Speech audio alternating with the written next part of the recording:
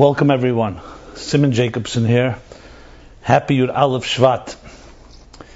This is the pilot launch of a new series of live webcasts called My Life, Chassidus Applied, which is focused and its objective is to answer the most pressing questions that we all are challenged with, using the directives and the blueprint of Torah and Chassidic thought to address and speak to our personal, emotional, psychological, all the issues that we deal with on a daily basis during times of crisis, in good times, and in not such great times. So before we get into the meat of the actual questions and answers, which I must say, been overwhelmed with hundreds of literal emails that have come in anonymously, some not anonymously, about all the matters that concern us. Let me give some background of why we launched this series. And I speak particularly for those that are familiar with the history of Chabad Chassidic thought. Those of us that are not, hopefully some of the background will help. As I mentioned, today is the 11th day of the Hebrew month of Shvat. So it's an appropriate time to launch this. This is the day, the full day, the first day that our Rebbe, the 7th Chabad Rebbe, Rabbi Schneerson, Menachem Mendel Schneerson, assumed the leadership of Chabad in the year 1951, formally assumed it, a year after the passing of his father-in-law. One of the themes in the discourse that he delivered at the outset of that year, 1951, on Yud Shvat, is a theme of when you go to battle, when there's a crisis and you go to battle, that's when the expression mevaz b'za eitzrus, you squander and you expose and you splurge all the great treasures, as an analogy of a king who's going to war. When he feels challenged, that's when he opens up the coffers. The same is psychologically true and emotionally and personally true.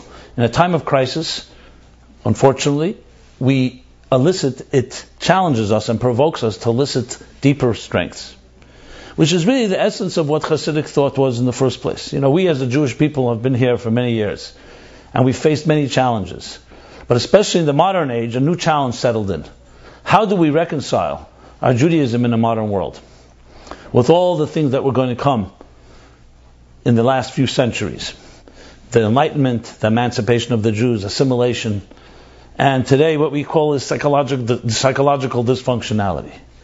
So over 200 years ago, 250, 300 years ago, the Baal Shem Tov and then Rabbi Shneur Zalman of Liadi founded what is called Chabad Chassidus. And in doing so, he gave us a blueprint how to deal with our personal, emotional lives and relating to God. And today, for whatever reason, this has come up again, even though it's over 2 centuries ago. What is its relevance to our lives? Just the other day, a fellow tells me, I don't know if Chassidic thought is relevant to our life today.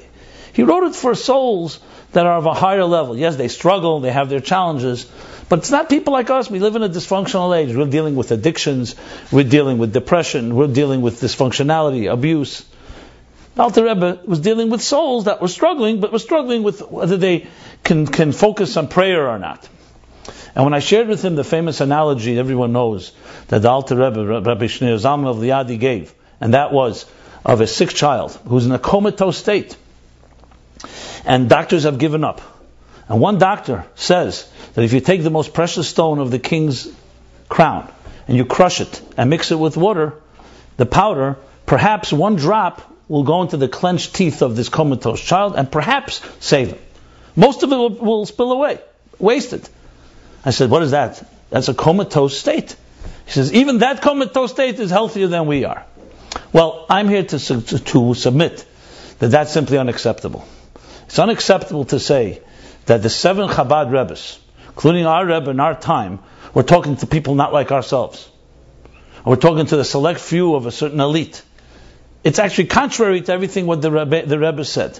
So I said to him, and I say to myself, and I say to all of us, perhaps we may have a challenge of how we apply Chassidus to our lives.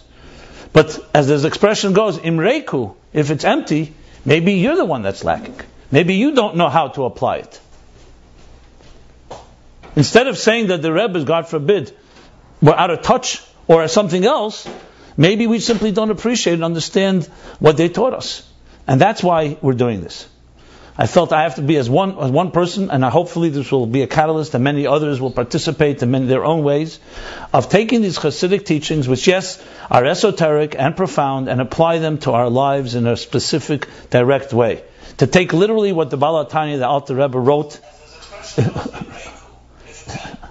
what the Alter Rebbe wrote in his introduction to Tanya. He wrote it's a book of eitzes, a book of advice. Not just a book of scholarship, a book of advice where he gathered together all the advice to answer all the problems that we deal with. And he says, and if you cannot find an answer, go to the Gedali, to the great people of the town, and try to find an answer.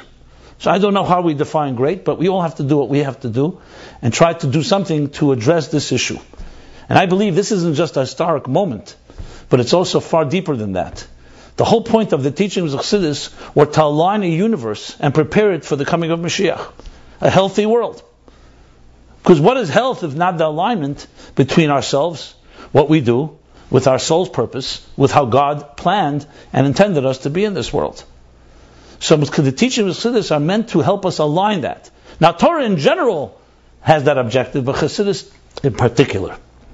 So what we're going to do in this and in future sessions are going to take actual questions, real questions, which I shall read from people who've sent them in, obviously confidentially, anonymously, and address them question by question.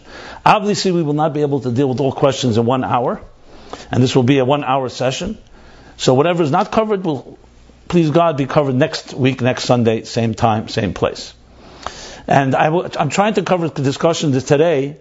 Matters that are, I guess we'll go from, as they say, min haklal el haprat, more general questions that cover, I guess, a broader spectrum of people, and then go to things that are more specific and different challenges and issues that we all deal with. As I mentioned, the questions that came in are literally from one extreme to the next, dealing with severe addictions, severe depression, issues of infidelity, sexual issues with drugs and alcohol, dealing with bullying, dealing with, you name it, children, marriage, basically the entire spectrum of any imaginable issue. And I want to make a few key disclaimers before we proceed, and then go into some of the first questions and move forward. A few disclaimers. First of all, in a session like this online, and without sitting with an individual, it's very clear this is not meant to be a replacement of any type of therapy, any type of healing for that matter. This is meant to open a dialogue, and a dialogue that will directly and frankly and candidly address Chassidus and our issues. The objective that for me, the success would be that if people go away listening to this and saying, I think Chassidus has something for me, that's what we need here. But to qualify this, it's important to know that the bottom line is, any given challenge, it is necessary to deal with a professional, deal with a mashpia, and I'll discuss that in a moment a little more at length, and talk to someone one-on-one. First of all, there's no one-size-fits-all. Even though Torah and Chassidus give us principles, these are principles, they're guiding principles. Then there's case by case. Every individual case is different. Each of us have our own needs, we're at a different pace, and so on. So number one, there's the issue of each of us having our particular challenges.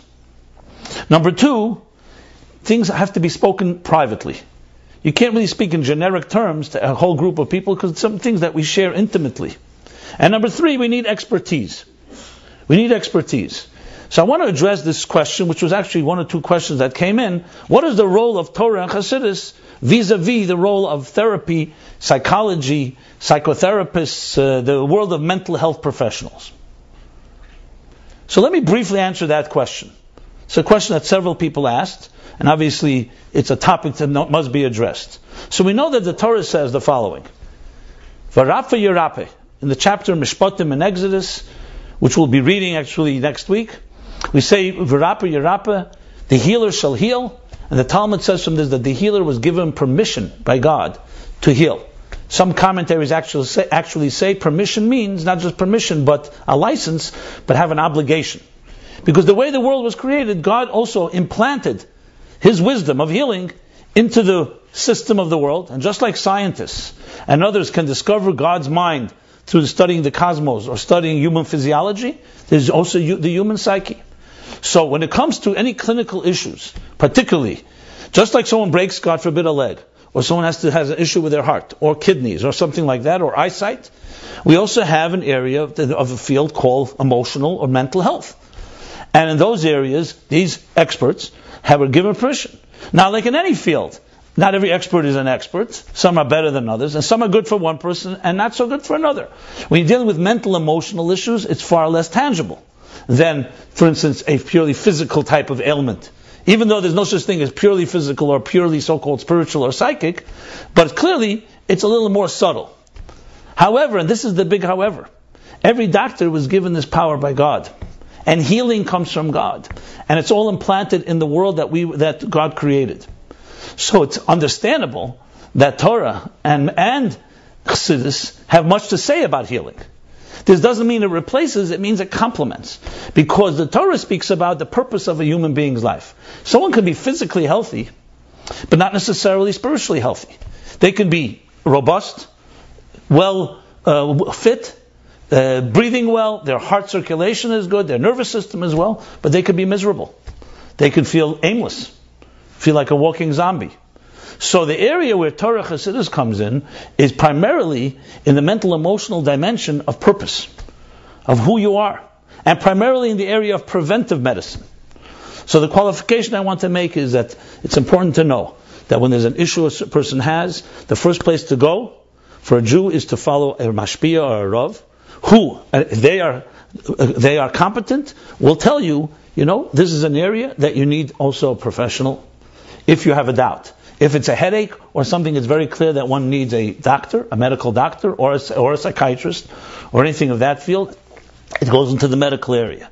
Where it's a far thinner line is when you're dealing with things that are less clinical, which we will be addressing, of course. Things that are not in the category of a mental illness, let's say schizophrenia, or bipolar, or borderline, and so on and so forth. Things that are perhaps man-made even. Addictions we fall into. Nothing clinical about it. Nothing genetic about it. The traps that we get into in this modern world. That is something that we have to address far more. And there too, in a healthy environment, you'd want to have an approach that Chassidus brings in, and perhaps complemented by some of the methods that have been studied and learned in the secular world. Now, frankly, I'm the first to say, and I'll say in a messianic world, where human beings will be healthy, Chassidus may be exactly the medicine we need. And it'll go hand in hand with how human beings interpret it and apply it. But it's clear that this is a partnership regardless, because even applying Chassidus requires people. Requires mashpiyim, requires teachers, requires mentors.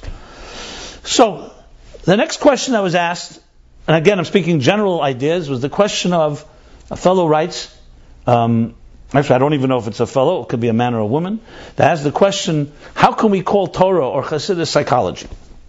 Which again is a general idea that needs to be addressed right at the outset. And the answer is, maybe you can't. But if you want to, you'll follow the sources. Kuntrus in Yonah Shal Torah Chassidus is a discourse, a discussion that the Rabbi gave on Yutas Kislev the year 1965, Tavshin Chavav in the Hebrew date, Yutas Kislev, and he addresses this issue very directly. He cites there that the Talmud says that God created the Yetzer Hara, the evil inclination, and He created Torah Tavlin as a spice to flavor and help transform this evil inclination. The obvious question is, what, Torah is a spice? Torah is a medicine? And yet we still call Torah, at times we call it medicine. It brings refuah, healing to the world. And the Rebbe's answer, which is a fundamental answer in Chassidus, is the following. Torah is God's gift. Shashoyim lefonov. It's God's delights. It's higher than anything in existence. So you cannot render it as a medicine. Or as a preemptive medicine even. And that's why King David was punished when he called the Torah Zmiris, song. It was a consolation to him. That's not the Torah. Yet at the same time, the Torah has the power to heal. That doesn't define the Torah as medicine, it has the power to heal. And the Rebbe adds that in order to appreciate Torah, you know where you see its real power? When it does heal. When it comes into a situation that is not a healthy situation, and it helps a person become a healthier person, you see the power of Torah there. So the answer is Torah psychology? Torah is divine gift. It's divine energy. As he calls it there, Chassidus is a chodash, is a new energy, unprecedented, from the etzem itself, from the source itself. But where do you appreciate its power is when it comes into a dark world like ours. And it helps us transform our lives, refine our lives, and become healthier human beings. So clearly the answer would be therefore that Chassidus, it may be called divine psychology. Whereas human psychology would be with human beings, just like scientists and professionals, they study from the bottom up through experimentation and through analysis and observation. They come to understand certain psychological truths. Torah and Chassidus particularly maps out, like an X-ray, the soul. You open up a Tanya, and if you study the little Kabbalah, we know, Tanya says, every human being has 10 faculties. These 10 faculties, Nishtal Shalom Mehen, evolved from 10 divine emanations called the 10 spheres. So our faculties define us. Our conscious faculties, cognitive and emotional faculties, what makes us tick, are evolved from a more spiritual dimension. And then we have what's called in Kabbalistic and Chassidic terminology, Moiches Tima, Chachmas Tima. Some call it the unconscious, let's call it the supraconscious. So you have an entire cosmic order that exists in the microcosm of each of us as human beings, that each of us reflects this whole picture, and you want to understand yourself, the first thing is you need an X-ray. What at the end of the day is a doctor? A doctor has the training and the ability to see beyond the symptoms. What it means beyond the symptoms? You and I have, let's say, a pain. You may just say, it's a pain in my finger, pain in my toe, pain in my chest, God forbid. You go to a doctor's trained, knows a pain in the chest, okay, what are the usual suspects? And eliminates all the possibilities, does some tests, X-rays, MRI, different type of scans, and comes back and says, I believe this is the cause. A real expert can find causes that others perhaps will not notice. What does Chassidus map out? What does it map out? It's a map. A map of what? A map of us. The human being was created in the microcosm of existence, the universe. The universe is created by God. The human being was created in the divine image. In the divine image of the divine. Chassidus analyzes what that divine image looks like. It's a structure of worlds, a structure of spheres. Being our discussion here is about applying it, not the philosophy of it. Suffice it to say, all this is an X-ray and a map of who we are. Now, like any X-ray and map, it can be complicated, it could be dense, but it's a map of you and I. Every word in Chassidus is a map of us. Every level, God didn't need it for God's edification. It is in order to give us tools to understand ourselves and to improve who we are. So what is an X-ray? You ever see a doctor take an X-ray of lungs? You take an X-ray of someone's lungs and you place it on a screen near an X-ray of healthy lungs. And by contrast, you can see, this is what healthy lungs look like. And here you see, here's a lung, there's a blockage, God forbid. Or some other, something else that is not normal. How do you know? You juxtapose. Same thing here. When you read about the spheres in Atzilus, you're getting a picture of what a healthy divine image looks like. What does a newborn child look like? What does a tzaddik look like? You look at a human being in their perfect form. Then you can juxtapose and say, that's that. Where am I now in contrast? If chesed is love, what does my love look like? So you have a backdrop, you have a context of which to compare your personality with the personality the way it was meant to be. And this can be done no different than a medical examination, an exam of your own so-called spiritual and emotional well-being. By analyzing, what does your chesed look like? What does your gvura look like? This is Chassidus. Now, is that the definition of Chassidus? The definition of Chassidus is Er Chodesh Shem Atzmus. That's what the Rabbi says in that kuntris in Yonash Teach Chassidus. Chassidus is a revelation of divine revelation. But it's a divine revelation that came down to earth, speaks to us in our terms, talks about us and who we are and what makes us tick. In order for us to be able to improve, to be able to examine, to be able to preempt. Now, next question. Another question was asked, is Chassidic thought a behavioral type of approach, or is it a therapeutic approach? Let me explain what that means. And that is basically the question. Behavioral, in psychology of behavioral is the idea, change your behavior and then other things, deeper things will change. For example, learn to say thank you. Learn to be gracious. Act act that way. Act that way and you become that way. Now we have clearly in Torah that concept that sometimes hergel nasatech, even if you're not in the mood, behave that way. That's behavioral. Therapeutic is far more digging deeper. Instead of just trying to control the symptoms of your anger or of your depression or other things, and forcing yourself, dig deeper and find out what's the cause. What's causing you to be that way? The answer, my friends, based on my understanding of Chassidus, it's both. The Torah speaks about both.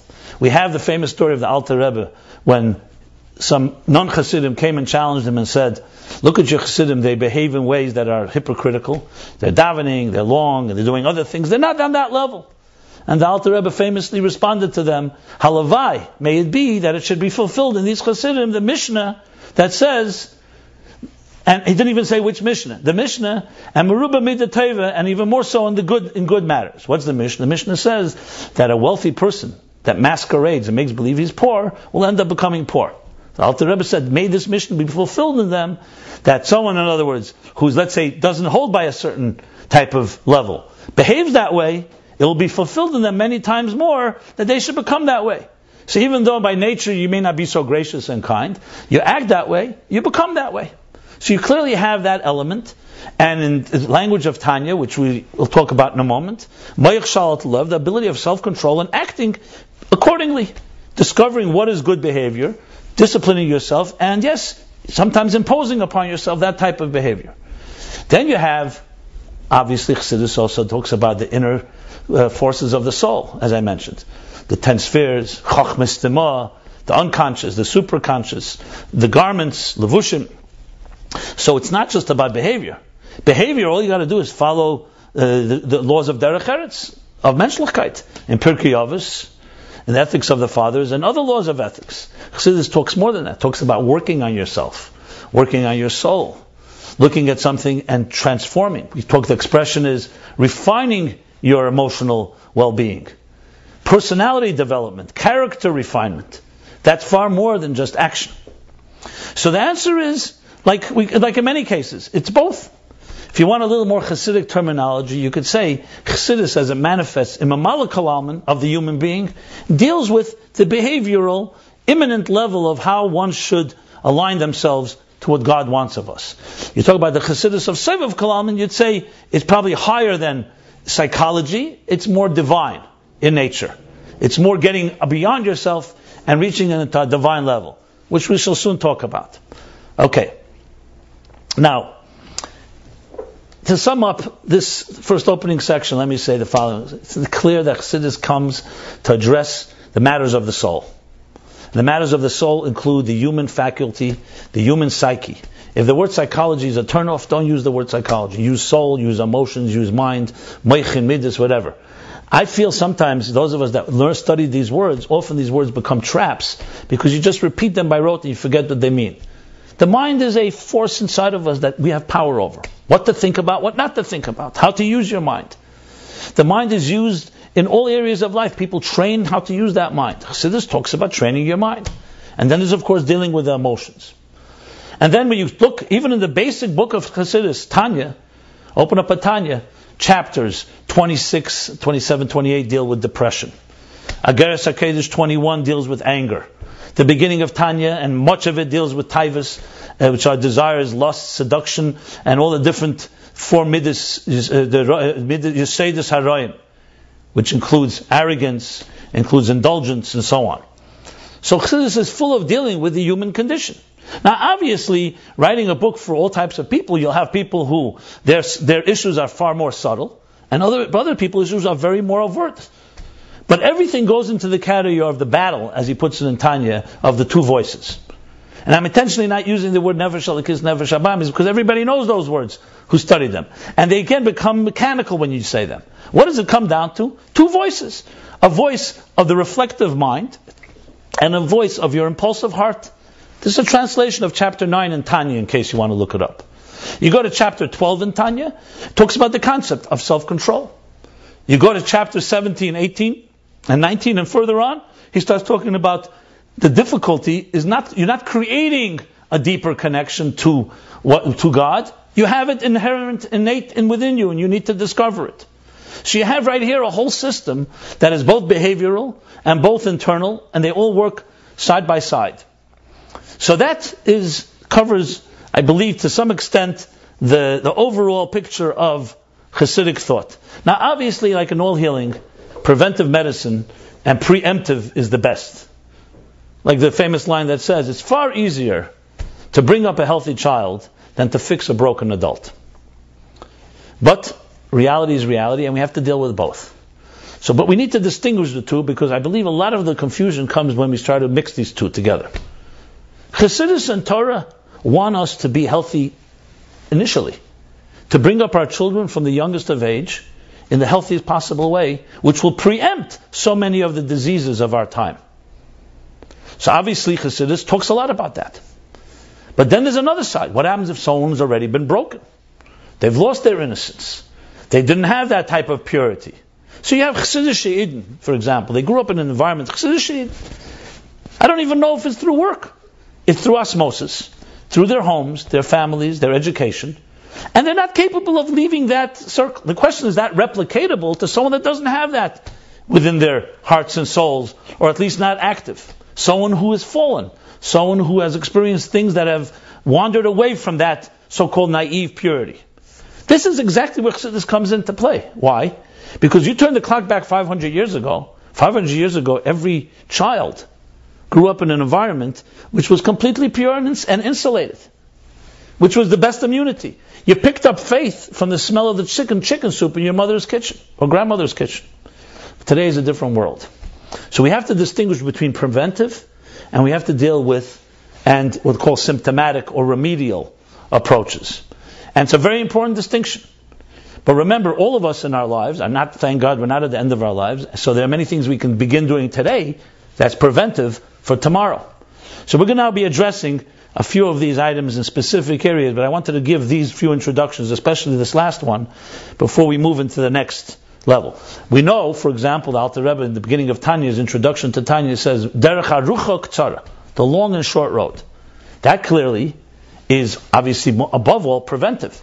If you follow this approach, you'll prevent a lot of problems. The short, long approach is quick and fix, and it may solve something right now, a band-aid. But it won't last, it won't be sustainable, you won't own it. Harucha k'tzara, you do it this way, it may take longer, but when you finish, or not finish, when you master it to some extent, it becomes yours. You are able to now integrate it into your life. So you see right there several approaches. Example, God forbid someone's in an accident. No one should know of this. They rush to the hospital. They're bleeding.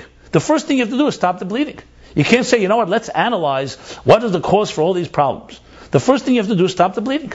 And then isolate and define where is the problem, and then begin to remedy it. So this is also vital, because a lot of the questions that have come in, and I'm sure that, and even more that have not come in, come down to, are we dealing with an immediate emergency, so to speak?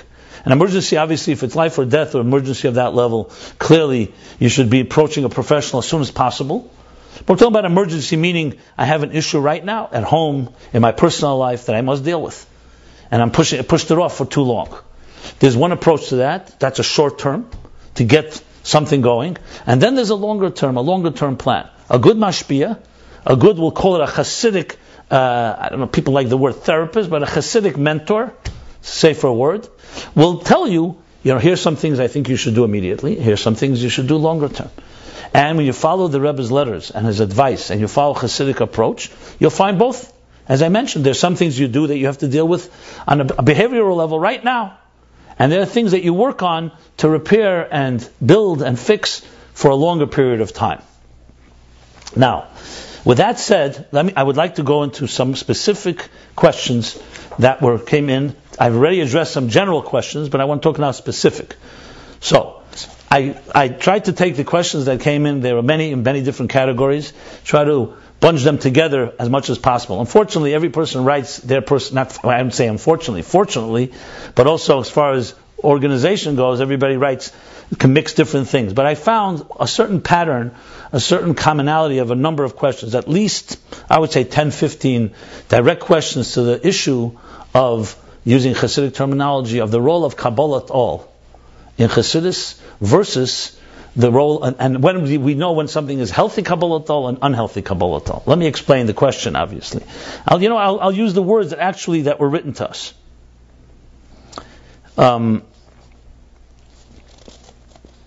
So here's the question. The question was asked.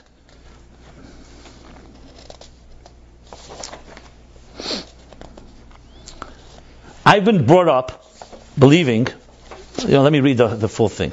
I'm a typical Lubavitch girl. Grew up on shlichus, went through the system. Here goes question number 1. I'm told that I don't care for myself properly.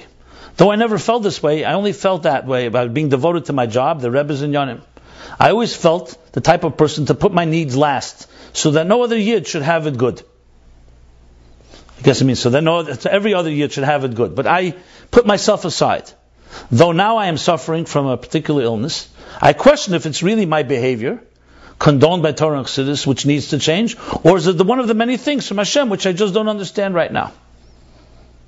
I've taken myself to a therapist. She tells me to become more selfish. She tells me, Im ein anili mili. She says, Shmini shebeshminis. I'm literally reading the letter. Though I feel that it's not in line with Chassidus, she tells me to become more in tune with what my body asks of me. And give in to my desires once in a while. It's okay. All I know is that now, when I allow myself to have one cookie, I want the whole bag. I'd rather not take in one to begin with. The more I think about myself, the less time I have to help others. I feel that I'm becoming too self-absorbed and losing my self-control by giving into myself too much. My mashpia says some people's avodah is doing more and others is doing less. Mine is apparently doing less. I have a very hard time swallowing all of this in light of which the Rebbe has taught. Trying to make sense of this all.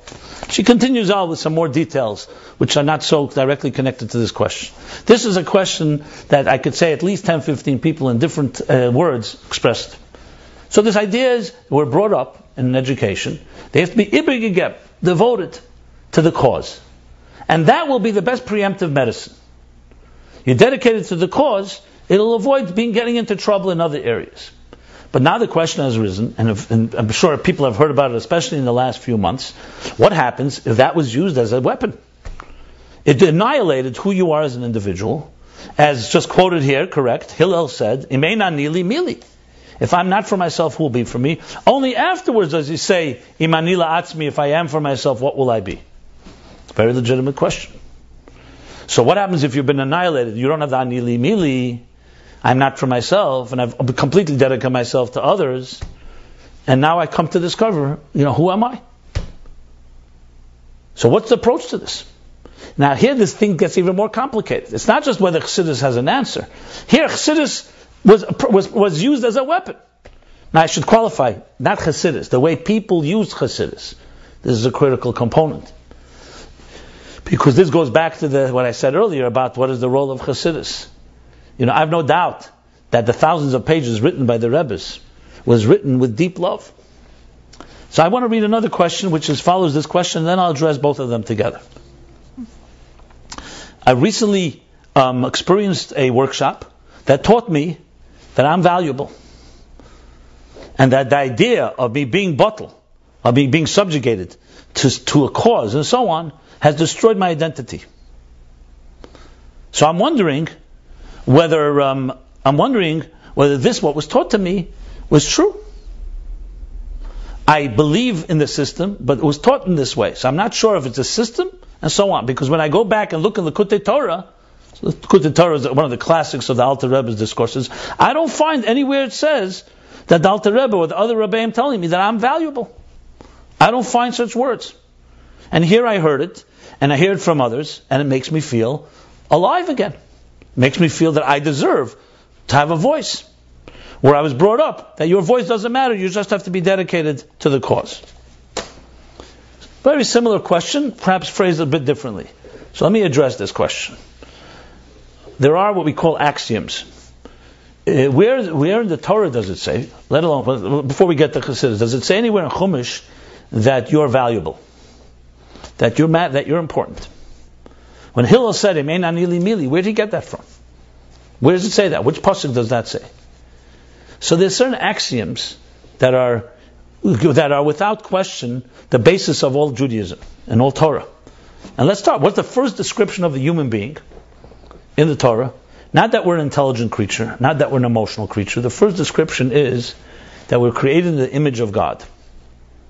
Now you tell me what that means. What's the implication of that? That we are godly. We're a piece of God. However you explain it philosophically. And God is nothing more important than God.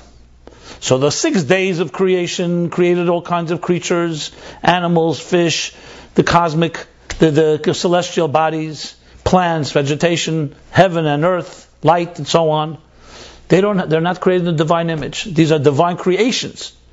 They're divine creatures, they're divine art, but not a piece of the divine. So the first statement in the Torah is, you are a piece of God. This makes you indispensable. There's no philosophy or psychology in the world that can make you more indispensable than saying that you're a piece of God. Because that makes you divine. It makes you eternal in a certain way. It makes your actions and everything you do absolutely necessary. So does the Torah have to then go say in every line, you matter, you're valuable? The rest of the Torah follows. All the obligations, all the accountability, all our expectations of us are based on because you're extremely valuable. Let's go to the Torah now. Without even having deep faith, the Rebbes were shepherds. They cared about their people. Why did they sit and spend hours and hours writing these thousands of pages of Chassidus? Why didn't they just simply say, you know what, come see me, I'll soothe you, I'll calm you, I'll give you advice, I'll show you I love you, and repeat that again and again. Instead, they decided to sit in their rooms and write, and write, and write, and write. Tanya, how many years did it take? 20 years. The discourse is delivered. The time writing, there's no question this is what they did with most of their time. So you don't have to be a person of great faith to ask the question and assume. That means that they felt that this, what they wrote, is the best way they can express their love to us. By giving us a document. Every line is saturated with love. Now you'll say, how do I know that? Well, let's give it the benefit of the doubt. You're talking about people who dedicated their lives to helping us. Why would they write these books? To just express esoteric ideas, abstract concepts. And to take it a step further, you read it. You may not understand it all, but you see, what are they talking about? They're talking about us. So it doesn't have to be repeated every second that, you matter, you matter. And the question whether that would even help is another story. But when it's saturated with it, when you know it's coming from love, then it's a given. What I'm saddened by these questions is that people don't feel that. They don't feel Chassidus was written with love. And I'm not judging anyone. And God forbid, all that's gone on, as I've said a number of times, and I say it now for the record as well, this is not about critique of any individual. If someone has not seen a Chassidus or finds elsewhere a solution, I see that as a hungry soul. Listen, I've met many, many people who found God through completely unorthodox methods. Far Eastern disciplines, even foreign substances, which I won't mention in detail here. So, they were lost souls. This is where they found their God. Hopefully now they're on a path where they can experience it in a healthy way. Like I once told somebody who said, I found God through certain substance. So I said, listen, someone's not well, and the doctors revive him with a particular drug. Now that he's healthy, he doesn't have to necessarily continue taking it. Now do things in a healthy way. So this is not a matter of judgment. This is why we're doing this. It's a matter of looking deep and understanding every word is dripping with love. Just think that these words, forget about that the Torah, the Chassidus or Torah is written for a million people, millions of people. Imagine the Rebbe calls you in and says, you say to him, I have problems with shalom bayis. I have issues at home, I have issues with my children, I have issues in my own psyche. I'm struggling with an addiction, I'm struggling with this, I'm struggling with just being happy. I'm constantly anxious. And just for argument's sake, and the Rebbe says, I understand, and I care for you. Here, take a Maimer Chassidus, learn this Maimer. So you'll say, come back and say, listen, I don't challenge and question the Rebbe, but I learned the Maimer, I don't see how it speaks to me. But the Rebbe did that, which means he felt that is the best thing for you. So maybe you have to struggle a little. Find somebody and say, he gave me a document, the Rebbe, and I can't for the life of me understand how it speaks to me. I have no doubt, Shailas Chacham Chetzi Tshuva, you take any Maimer Chassidus and you do that, you'll start finding answers. Because let me give an example. If you came to the Rebbe and said, Rebbe, my parnosa, my livelihood is not doing well. And the Rebbe said to you, here, read this booklet. you go back, and this will help you in your parnasa. And you read the booklet, and it's very complex economic theory. And you don't understand it. But you know the Rebbe said that. He's a smart man. You give him the benefit of the doubt. What do? You hire or you go to someone who knows how to read economic theory and say, he told me, give me this book. The economist starts reading it and says, you know something? Your Rebbe gave you a formula to make $1 billion. What will you do? You'll do anything. You'll turn over the world. You won't leave a stone unturned to figure out what is the formula. So here we go. Chassidus was given to us as a formula to deal with our spiritual matters. Spiritual, I mean the whole spectrum of anything you have to do with psyche, with soul, with emotions, with mind, the whole spectrum. And with all the qualifications I made earlier. Here's the book. You don't read the formula, find someone that can. Put two heads together. If you know the answer is there, guaranteed you'll find it. The doubt that we have that the answer is there, that alone is a problem.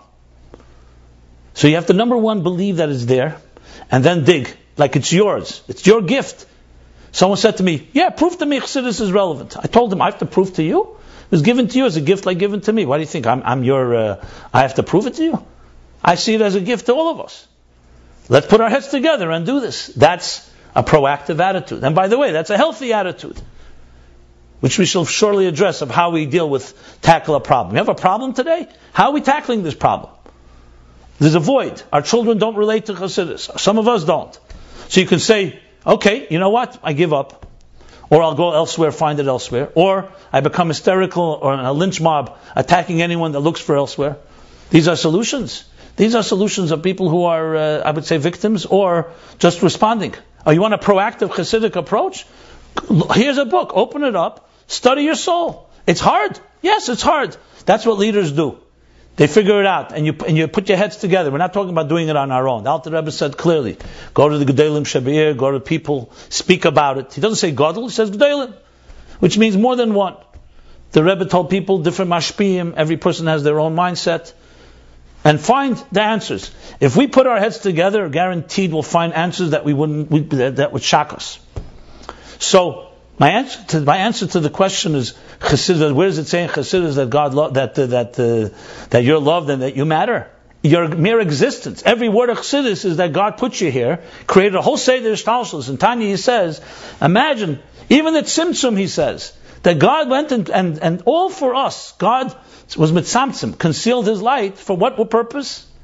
What purpose? In order for you and I to be able to exist. What's deeper love? And kamayim upon Him, what shouldn't we do?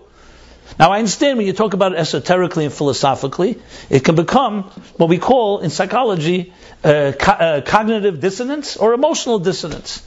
What's cognitive dissonance? Where you feel disconnected from the idea that you're addressing. Okay, let's now go to the Kabbalah cell question. Very good question. You brought up in school, and everything that you did, you were knocked in your head. Don't think about yourself. Think about God. Think about the Rebbe. Think about the Kavona. Okay. Why should you learn? Because if you don't, you'll be punished. Let's talk a completely negative, fear-based education, which itself is the opposite of a Chassidic approach. Teaching Chassidus in a non-Chassidic approach, we'll say. Saying the right thing the wrong way. I'm sure all of us have had a taste of this. Now, obviously, children need discipline, but let's say it completely demoralized and annihilated someone. And I'm assuming that's taka what happened. Because let's be honest, some of us are far more intact than we think we are. When someone tells you you're not intact, you get yourself a good excuse, and you suddenly decide that you've been annihilated. But let's assume for a moment that's not the case. You actually were beat up. God forbid abuse. So I have to qualify and say the following answer. This is case by case. I definitely have met people who the Kabbalah soil was completely contaminated for them.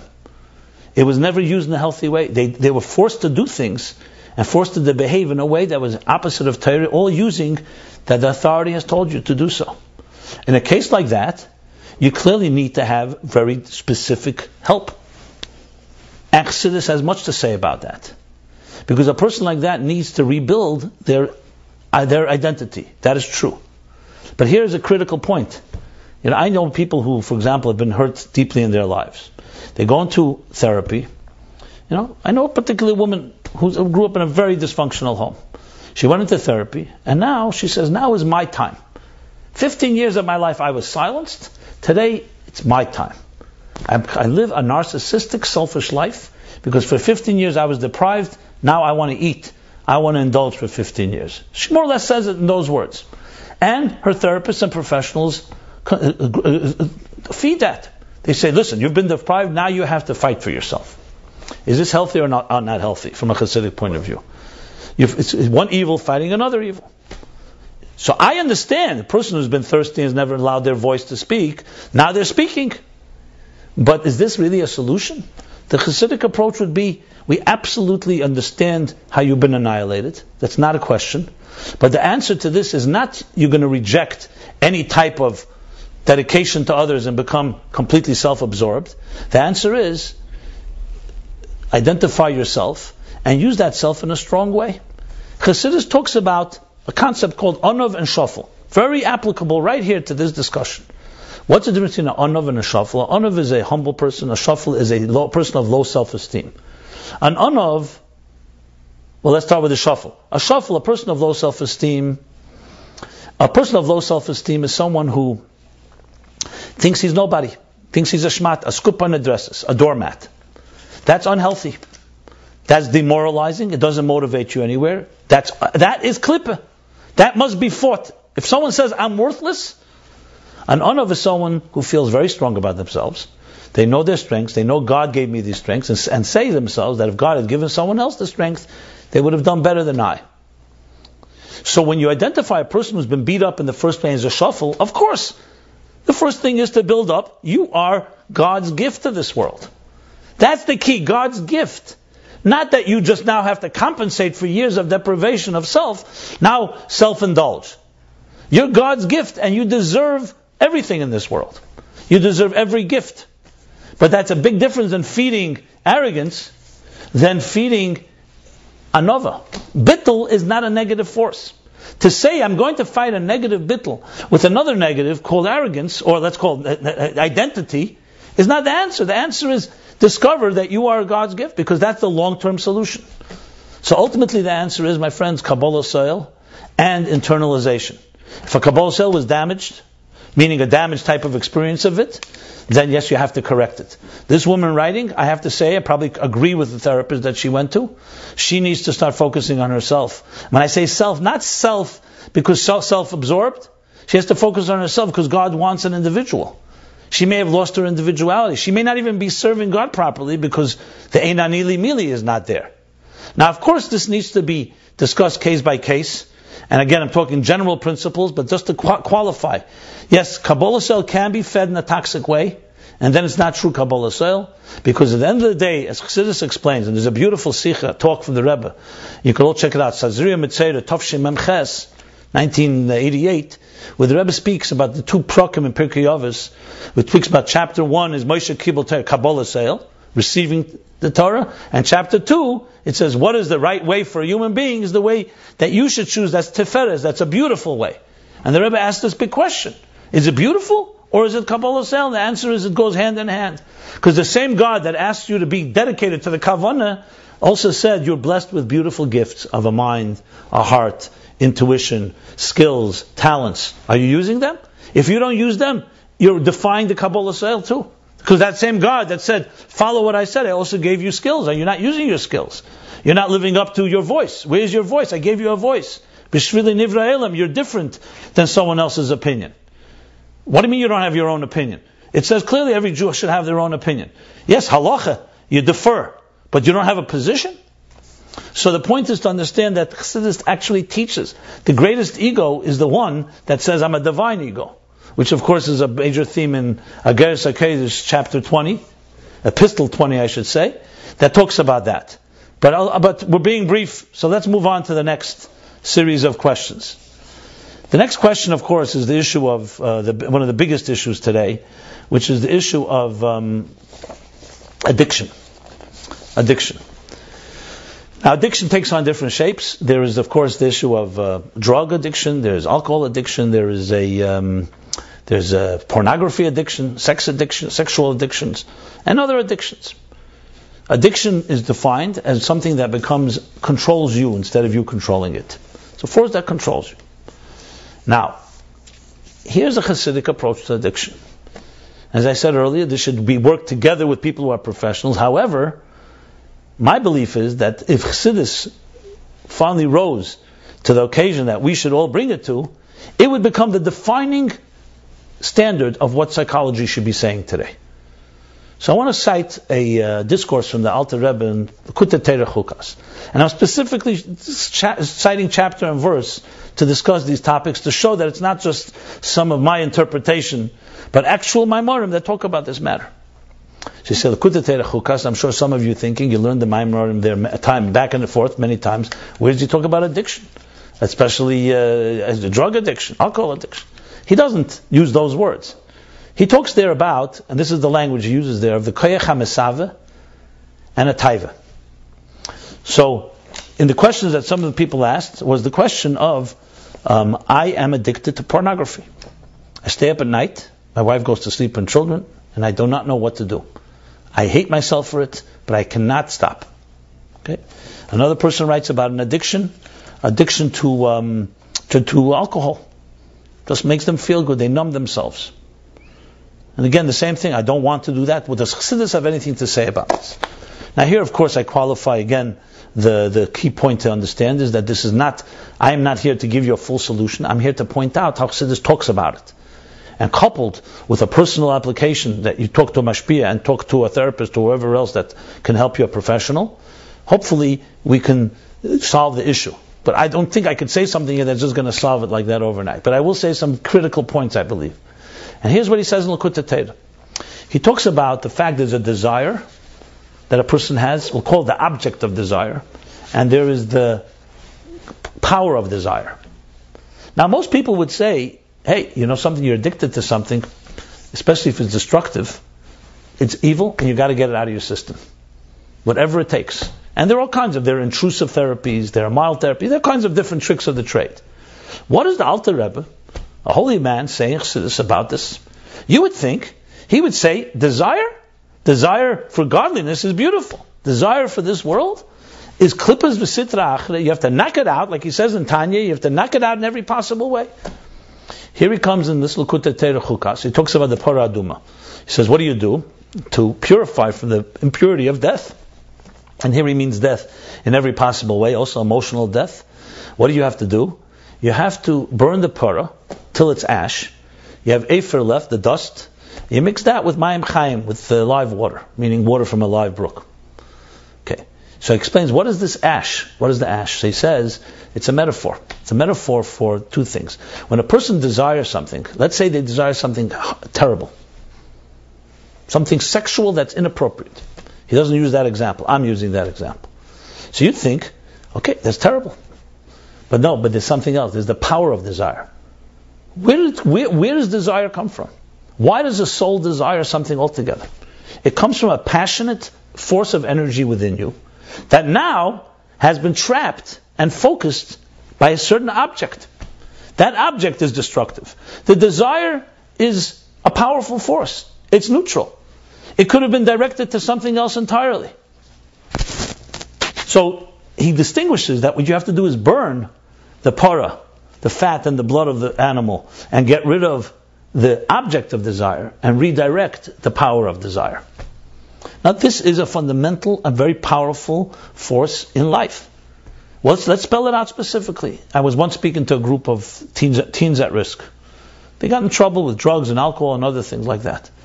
And I asked them, they were already in rehab, so they were already on the rebound, thank God. And I asked them, what is the root of your issue? Nobody wants to fall into a trap of addiction. No, which human being, which dignified human being wants to be addicted to something, be dependent on something? How did you begin? So this one said I had bad friends. This one said my family was going through a bad divorce, my parents, and all these things contributed. But we tried to identify the root. And I was making a point, and the root is, interestingly, was for most, boredom. Boredom. When you're empty, you have nothing going on. So boredom sounds very innocent, but boredom is a breeding ground. It's a void. That's where it begins. You're bored, you have no way to fill up your life, you feel dead, you feel not passionate, not committed. So what you do is you start feeding it. What do you feed it with? Whatever is handy, whatever is easy. Right there you have it. The desire for action, the desire for a high, the desire for passion is a very healthy thing. Only dead people don't have passion. A human being has to have passion. The problem is the object of the desire. So the challenge is, how do you rip away? You don't tell a person, don't desire things. You have to find an alternative. Whatever it is that turns you on in something in an unhealthy way, you have to find a way that turns you on in a healthy way. Now you'll say, it's easier said than done. Of course it's easier said than done. But it's a method. It's not a method that's miraculous. Miraculous would be, you have desire and suddenly we cut out all your desires. That's almost impossible. Unless you literally just blindfold yourself and tie your arms and legs and handcuff yourself, you're never going to move. We're talking about within our humane structure and possibilities, it's redirecting. You take people who are passionate, especially creative, give them a creative project that has positive value, and you are somewhat weakening the energy that's being invested in the negative stuff. Can this be done overnight? Probably not. But it can be done in stages. So we have an approach based on a principle in Chassidus. Someone will say, does this principle exist in other schools of psychology? Perhaps. That's not a contradiction. There are many truths that exist everywhere. But you can take this and develop this into a tremendous tool, no doubt in my mind.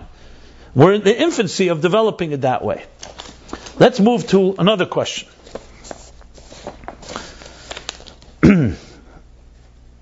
What does a healthy person think, feel, act like? Well, that's a vital question. And to rephrase it in a different question, how does Chassidus practically help people with mental health issues like depression, anxiety, past trauma, substance abuse, addictive behavior? That's a mouthful. I don't believe I could answer all of that. But I believe I answered some of it earlier, but I will say the following.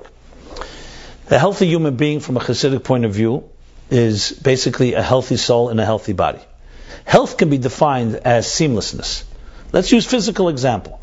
When the blood is flowing through your through your veins, and your nerves are healthy, what's happening is there's a flow. Like he says in the Geras HaKodesh. If there's an impediment, God forbid, a growth, a wound, an injury, the blood can't flow. The blood can't flow, there's a block. The blood can't flow, it can cause all kinds of problems. Psychologically and emotionally it's the same. There's a flow. Look at newborn children, healthy newborn children, the flow is there. They're running about, they're exploring, they're not inhibited, they have no fear. When they learn from parents to be fearful, that's when you start having the beginnings of psychological aberrations. You start questioning yourself. Maybe I'm not allowed, inhibited. If you're criticized by adults, by your parents, again and again, you start questioning your own judgment, and your self-esteem begins to go down. So basically, health, just define soul, how your soul flows through you. And what do I mean by soul? Soul simply means your connection to your purpose of why you were created. That idea that people were mentioned earlier, that dedicated to the cause can hurt you, what is meant to say is not dedicated to the cause and overlooking who you are. No, you were created who you are because you have something to contribute and a calling that you have. Every business needs a mission statement. So do you. That is a healthy person. Identifying your mission in life, or the details of it, and living your life accordingly. As soon as there's a disconnect between who you are and what you do, you have the beginnings of lack of health. That's one way I would interpret it briefly. So, love. Love, for example, is an aspect of, is a human emotion. You can have healthy love, you can have unhealthy love. Healthy love flows. It's a flow, like a heartbeat. Contract, expand. Rotzei shuv, Chassidus, rotzei shuv. What is it in a relationship? Is give and take. If in a relationship one person is giving and the other one's taking exclusively, you have an unhealthy relationship, even if they're both happy. A loving relationship is a give and take. It's two circles that join together like this, not annihilating one another. So love is exactly that. A question was asked, what is the meaning of Ava and Yiras Hashem? Which is another term we use, and most of us think it's beyond us. In chapter 16 of Kuntus Eitz HaChaim, the Rebbe Rashab says, don't think it's beyond you. I mean every person is capable. I'll give you a small example of what Avas Hashem, Yiras Hashem is. Ava is a feeling of closeness. Yira does not mean fear. Yira means awe, a feeling of respect. Every husband and wife has to have an Ava-Yira relationship. What does that mean? Ava means a sense of intimacy, closeness, or else there's no relationship. And Yira means there's a sense of boundaries. There's a mystique. Each person has a mystique. You respect that mystique. Apply that now in human relationships to our relationship with God is the same thing. A close relationship with God is that I matter, I'm valuable. And a Yira relationship with God is saying God is beyond me. It's not all about me. Both are necessary. Im einan nili mili, aminila atzmi. That's Ava and Yira in the simplest terms. Now many of us say, what do you say? I learned Ava means Ava b'l-cholavavcha v'chanavshecha, Ava k'rish priyesh, Ava b'tainugim. It's a nice words. It comes down to a relationship. Ava is a closeness. My chesed connects to God's chesed. Yira is an element of distance. Now, because we're running out of time, I'm sticking to the 8 to 9 period.